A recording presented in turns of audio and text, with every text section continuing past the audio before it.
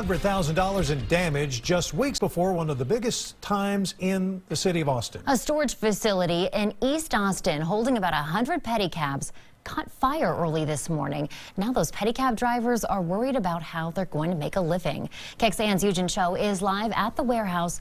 Eugen, you've been out there all day. What are the drivers telling you? Sydney, Robert, the pedicabbers have been stopping by all throughout the day today to see if anything might be saved, but they all told me the same thing.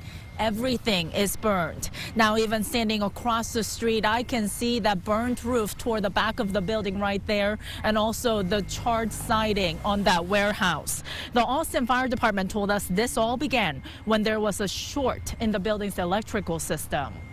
This is like their second home too. People come here to hang out, they bring their dogs. Now, all that's left inside this home. It was melted to the frame.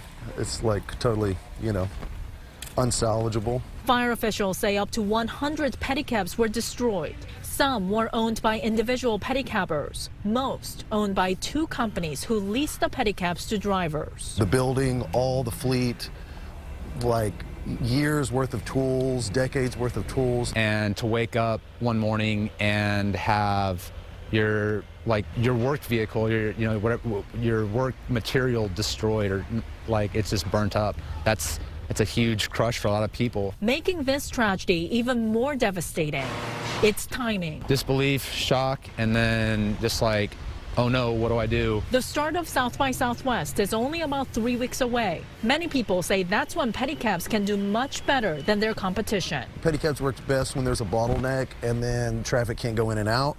And yeah, we can maneuver in and out, and we're all all pros. Most people have been doing it for years. Many hope insurance will be able to help. And while their immediate future may be uncertain, they're keeping hopes high. Yeah, we'll bounce back from this. It'll be great. The owners of these two companies didn't want to talk to us today, but again, we are hearing from these individual pedicabbers, and some told us about how some help is pouring in already. We heard from different pedicab companies about how they have some extra pedicabs so the affected drivers can use those. The city also told us those drivers will not have to pay for a new permit when they get a replacement, and the inspection for that replacement will also be done for free. Live in East Austin, Eugen Cho, KXAN News. And right now, there are 505 pedicabs licensed to operate in the city of Austin.